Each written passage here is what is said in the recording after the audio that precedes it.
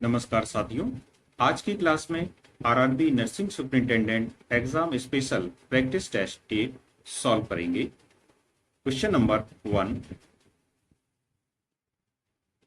The most common type of stones that occurs in nephrolithiasis is uric acid, struvite stones, calcium stones and cystine stones. Nephrolithiasis में सबसे सामान्य प्रकार की जो stone होती है यह होती है कैल्शियम स्टोन, और लगभग जो भी किडनी स्टोन होती हैं यह नॉर्मली कैल्शियम से ही बनी होती हैं। इसका जो मुख्य कंपोनेंट होता है कैल्शियम ऑक्सलेट या कैल्शियम फॉस्फेट होता है। तो इस प्रकार से यहाँ पर सी ऑप्शन करेक्ट हो जाएगा। Next question. An important condition causing renal calculi is nephrotic syndrome, renal tumors, hyperparathyroidism and hypertension। Renal कैल्कुलाई बनने का जो इम्पोर्टेंट मुख्य कारण है वह होता है यहाँ पर ऑप्शंस में हाइपरपैराथायरॉयडिज्म। हाइपरपैराथायरॉयडिज्म एक ऐसी स्थिति है जिसमें पैराथायरॉयड ग्लैंड जो कि थायराइड ग्लैंड के पीछे ही पाई जाती है, इससे कैल्शियम जब ये इसका हार्मोन अधिक निकलेगा, पीटीएच हार्मोन अधिक निकलेगा, इससे एक हार्मोन निकलता है पैराथायराइड से जिसको हम लोग पीटीएच हार्मोन या पैराथायराइड हार्मोन कहते हैं।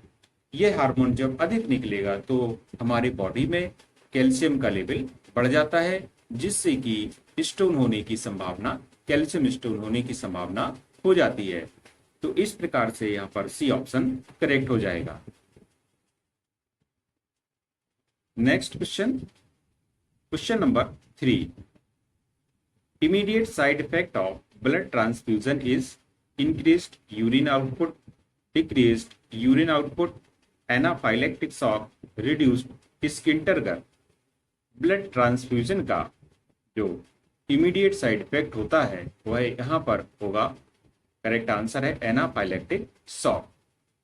अब एनाफाइलेक्टिक शॉक में आप जैसे ब्लड में इन्फेक्शन के कारण ये शॉक होता है, एनाफाइलेक्टिक शॉक, इस प्रकार के जो शॉक होता है यह एक लाइफ थ्रेटनिंग एलर्जिक रिएक्शन होती है इसमें, और ब्लड ट्रांसफ्यूजन के कारण भी जैसा कि यहाँ बताया गया है इसके कारण यहाँ पर हो रहा है। तो इन कंडीशंस में और भी कुछ प्रॉब्लम्स देखने को मिलेंगी, जैसे जिस भी पेशेंट में ब्लड ट्रांसफ्यूजन हो रहा है तो उसमें हाइपोटेंशन होगा, ब्रोंकोस्पाज्म होंगे, एंजियोएडिमा होगा और रेस्पिरेटरी डिस्ट्रेस देखने को मिलेंगे। तो ये हमारे एनाफाइलेक्टिक शॉक के मुख्य लक्षण होते हैं। अच्छा, इसमें होता क्या है कि कभी कभी ये इम्यून रिस्पॉन्स के कारण भी होता है, जैसे कि हमारे शरीर में एक इम्यूनोग्लोबुलिन ए हो गया, उसके कारण भी यह एनाफाइलेक्टिक शॉक की समस्या देखने को मिलती है। तो इस प्रकार से यहाँ पर सी ऑप्शन करेक्ट हो जाएगा। नेक्स्ट क्वेश्चन की ओर चलेंगे। Question number 4। Which of the following findings would the nurse expect to assess in hypercalcaemia? Prolonged QRS complex, tetany, petechiae and urinary calculi. Hypercalcaemia की स्थिति में कौन सी कंडीशन ऐसी है जो कि देखने को मिलेगी? तो यह होगा urinary कैल्कुलाई। So the correct answer is option D. Next question.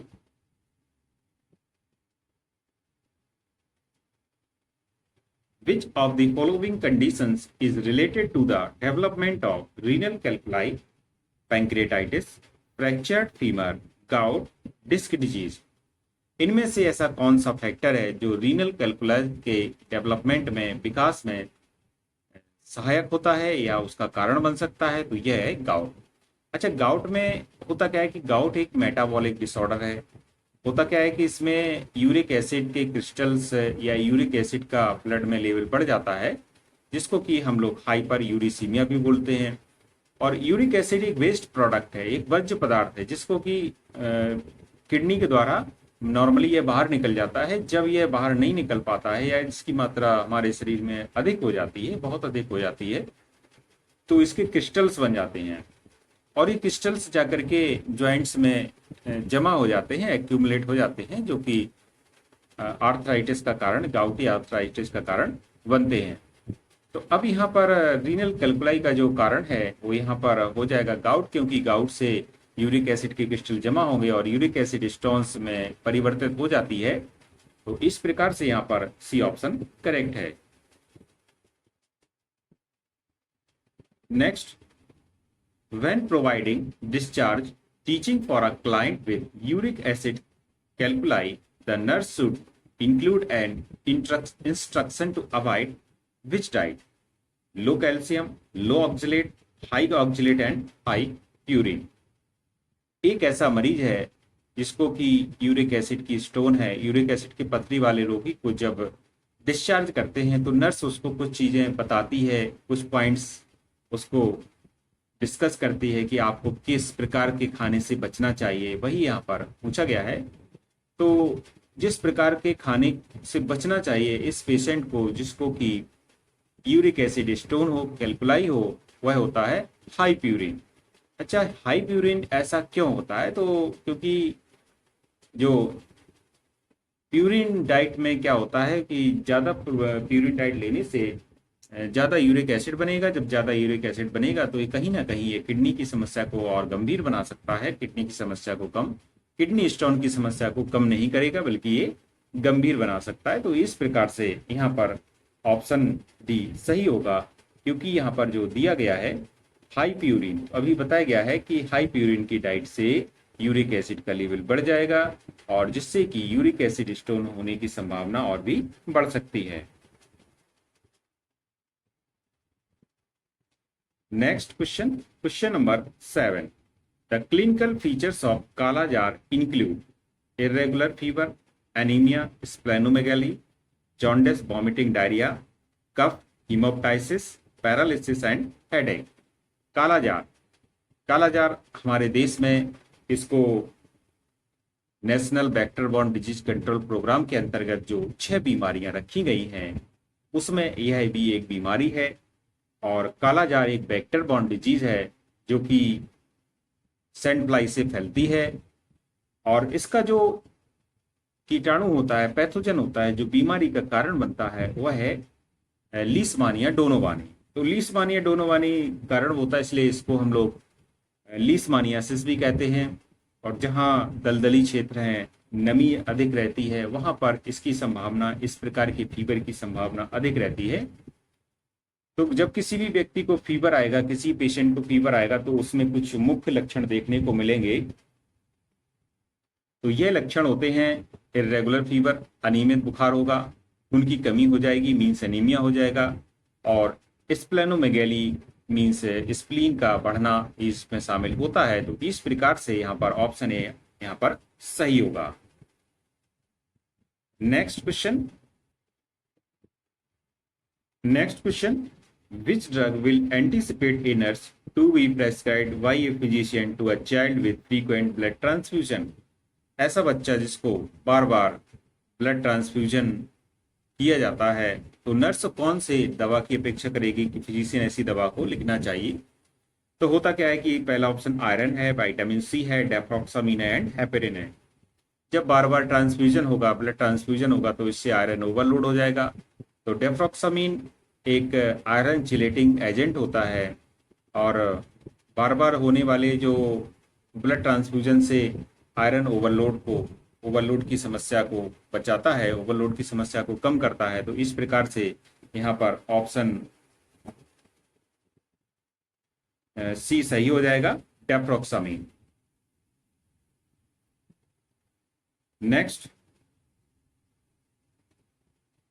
which of the following infectious agents can be transmitted by blood transfusion?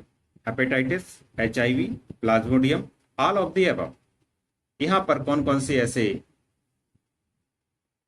Infectious agents हैं जो कि ब्लड के द्वारा ट्रांसफ्यूज होते हैं, ब्लड के द्वारा संचरित होते हैं? तो ये सभी यहाँ पर होते हैं, इसलिए डी ऑप्शन करेक्ट होगा। Next, which of the following infections is transmitted through blood transfusion? पुनः एक बार वैसा ही क्वेश्चन यहाँ पर दिया गया है, लेकिन ऑप्शंस चेंज है। Viral hepatitis C, hepatitis B, malaria, cytomegalovirus, CMV infection and all of the above. तो यहाँ पर यह भी जो ऑप्शंस दिए गए हैं सभी ब्लड ट्रांसफ्यूजन के द्वारा इन्फेक्शियस ब्लड से होने वाली बीमारियां हैं, तो इस प्रकार से ऑप्शन डी यहाँ पर सही होगा।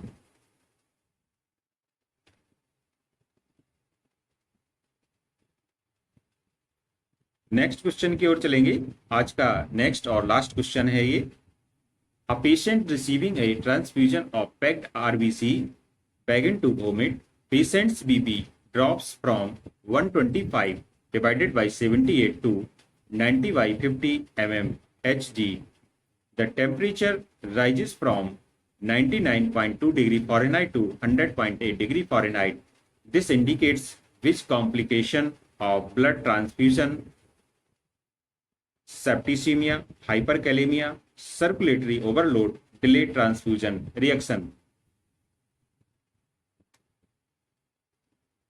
यहां पर जो बात हो रही है कि एक व्यक्ति है, एक रोगी है जिसको कि ब्लड ट्रांसफ्यूजन किया जा रहा है और अचानक से उसको कुछ प्रॉब्लम्स होने लगी हैं, जैसे कि उसका बीपी डाउन हो गया है, 125/78 से 90/50 रह गया है, बीपी लो हो गया है और टेम्परेचर इसमें राइज हो रहा है, टेम्परेचर बढ़ गया है, तो इस प्रकार की, और उसको वोमिट भी हो रही है। तो ये जो समस्या है सेप्टिसीमिया से संबंधित समस्या है, मींस इन्फेक्शन इन ब्लड से संबंधित समस्या है, इसलिए यहाँ पर ऑप्शन ए सही हो जाएगा।